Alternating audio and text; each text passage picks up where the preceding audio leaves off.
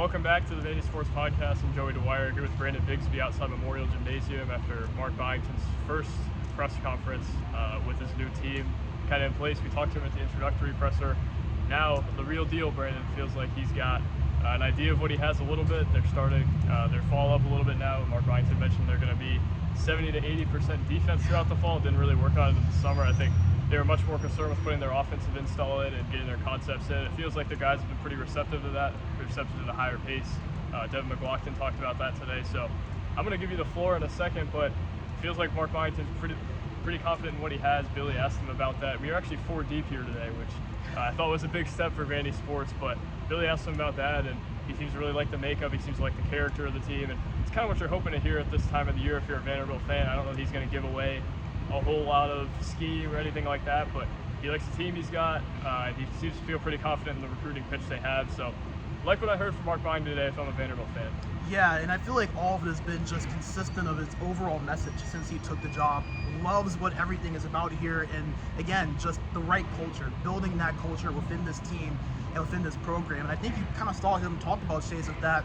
The number one thing to me that stood out, Joey, that he said was how this team really enjoys taking on those challenges. And when you're hearing a coach say that so early on, after the summer and the break, today being their first practice, I think that he has to feel really good about what that is, and it seems like he's very vocal about how good he feels. And then you mentioned the offense, just getting that offense installed. Obviously, a lot of the first few months have been more dedicated to that, but you heard Devin McLaughlin say that the coaching staff has been really good at getting those guys to all gel together and adjust to that fast-paced tempo, especially considering how many different pieces from different styles of play are coming into play this one team this year. Yeah, and I think it's interesting with all the old guys coming in from different places. It seems like they've all kind of been apt to what he's trying to teach them. They've all kind of embraced the type of offense they're going to run, the scheme they're going to run, and that seems to be a factor in some of the guys' decisions to come here. Jalen Carey, I think, really liked their pitch the second time around. Obviously, was a big believer in the staff from early on, but it feels like he said it explicitly. He wants to shoot it more from the perimeter. He wants to be a Draymond Green type, which I thought was interesting. I would always think of McLaughlin more as a Draymond Green type than Carey, but I really liked what I heard from those two today. I think Carey is really open to kind of what they want to do with him and trying to be kind of a different type of big than you're going to see in a lot of the SEC. A lot of it's going to be Janai Broom types, and maybe not a ton of it, but there's going to be guys like Brandon Garrison who are going to pound down low. And I think it's really interesting to hear Jalen Carey talk about how he wants to be a different type of big, even though he's physical. Talked about how he can shoot it better than Vernon Carey, his brother. He can pass it better than him. So I think he's got a skill set that they seem to want to unlock, and they seem to be pretty confident they can. And that Devin McLaughlin mentioned he wants to be a good offensive rebounder for them, and that's kind of the skill set he's trying to embrace. So liked what I heard from those two guys, and I think those two guys are going to be focal points, specifically in the front court. And then putting out Jalen Carey this early, I think messages some belief in him. Yeah, and I think the two things with those two guys specifically is that there's so many different things that they can do, and they're so versatile in what role you can ask them to play. And you saw that was something that Mark Byington kind of talked about, was that with the way this team is, it's going to be a game-by-game basis. That versatility is going to need to be there, especially on the defensive end. You heard him say that this team defensively is going to be very man-to-man oriented, and depending on the matchup, that might ask for a guy like McLaughlin to slide towards the 2, or maybe even slide towards a small ball 3 or 4. A guy like Jalen Carey to play anywhere 3 from 5. So to have those guys be able to do so many different things and also feel confident in their ability to do different things. I think it was Billy that kind of asked if you think you can even play the 1, and he was kind of like, yeah, you know, whatever we need to do. So I think that the fact that you have guys like that can come in, know the system, feel comfortable within the system, and can play multiple different roles and do different things well, that is going to be a massive piece. And their confidence in being able to do that and them owning that role and that responsibility, I think that's something that not only that Vanderbilt fans have to be encouraged by, but Mark Byington sitting there listening to it has to be encouraged by as well. Yeah, absolutely. I think MJ Collins is kind of a microcosm of that. He talked today, Byington did, about MJ Collins playing the 1 through the 3, and not only being positionally versatile, but versatile in his skill set. He's going to help him on the defensive end. He talked about how he's going to do things that help them win, even if it's not something that shows up on the stat sheet. And I think that's something this program had missed throughout the last couple of years. They had a couple of guys like that, but MJ Collins, I think the most talented stat sheet stuffer of all those type of players. I think he's got a chance to be more than that as well. So a lot of optimism for me today about what they had, and especially about the recruiting pitch. Byington talked today about how he feels they got a really good selling point, and they didn't really miss on any transfers, and we heard him say that before, but I mean, they didn't really.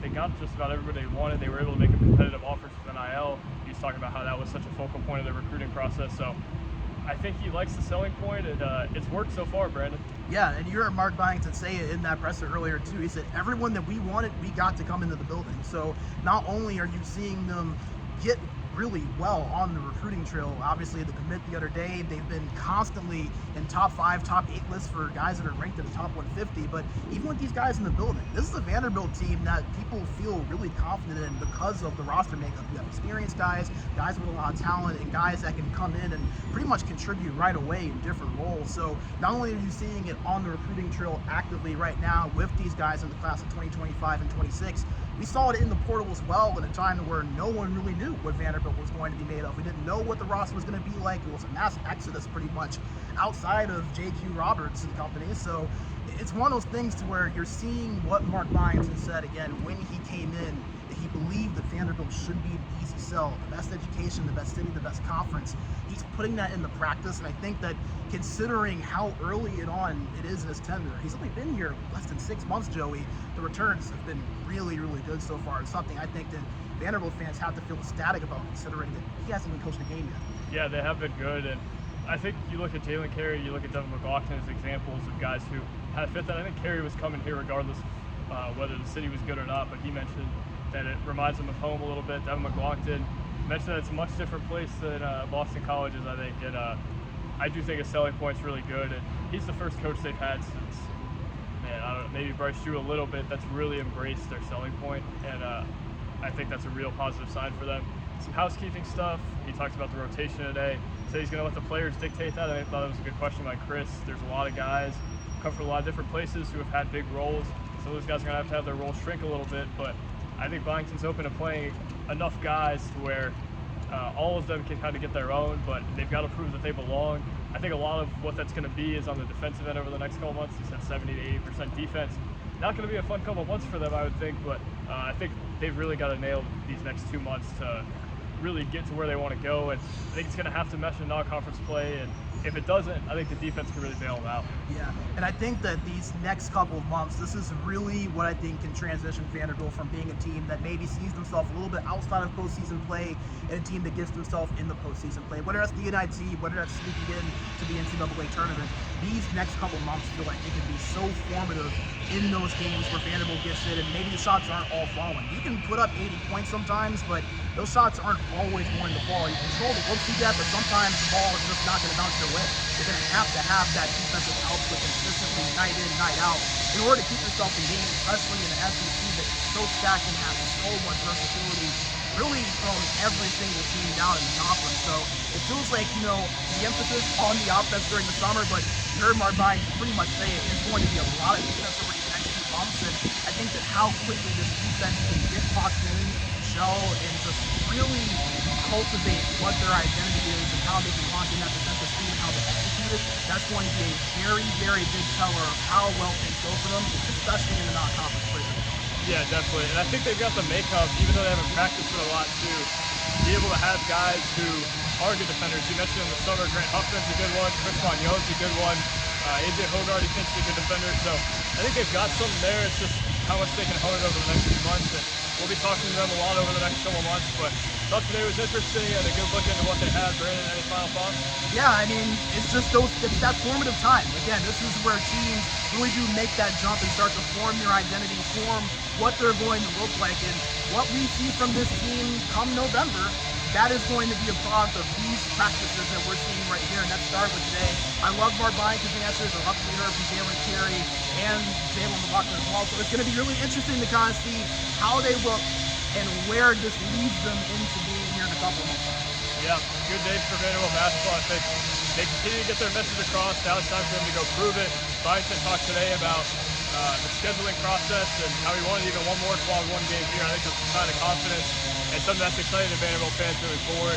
Brandon, I don't know what's going on over there, but we're going to cut it short as a result of it. Thank you guys for watching, and go ahead and watch those press if you haven't. Read our stuff at MannySports.com, and we'll talk to you soon. Peace.